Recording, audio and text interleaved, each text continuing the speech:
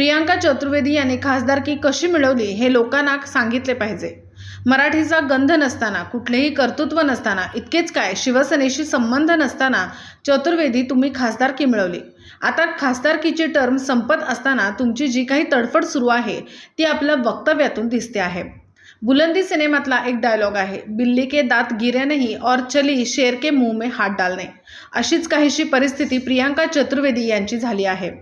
तुमचा काही संबंध नसताना दावोसला जाऊन गुलाबी थंडीत काय केले हेही प्रियांका चतुर्वेदी यांनी लोकांना सांगितले पाहिजे। प्रिय चतुर्ताई, आपण खासदारकी कशी मिळवलेली आहे हे खरं तर तुम्ही लोकांना सांगितलं पाहिजेत। कारण मराठीचा गंध नसताना, कुठलंही कर्तृत्व नसताना, शिवसेनेशी संबंध नसताना देखील आपण खासदारकी मिळवली आणि आता खासदारकीची टर्म संपत आल्यानंतर आपली जी तडफड चाललेली आहे ही आपल्या वक्तव्यातून दिसते आहे। खरं तर बुलंदीमधला एक डायलॉग तुम्हाला कदाचित माहिती नसेल की बिल्ली के दांत गिरे नहीं और चली शेर के मुंह में हाथ डालने। अशीच काहीतरी तुमची परिस्थिती झालेली आहे। तुमचा काही संबंध नसताना दावोसला गुलाबी थंडीत तुम्ही काय केलं हे जरा तुम्ही लोकांना सांगा।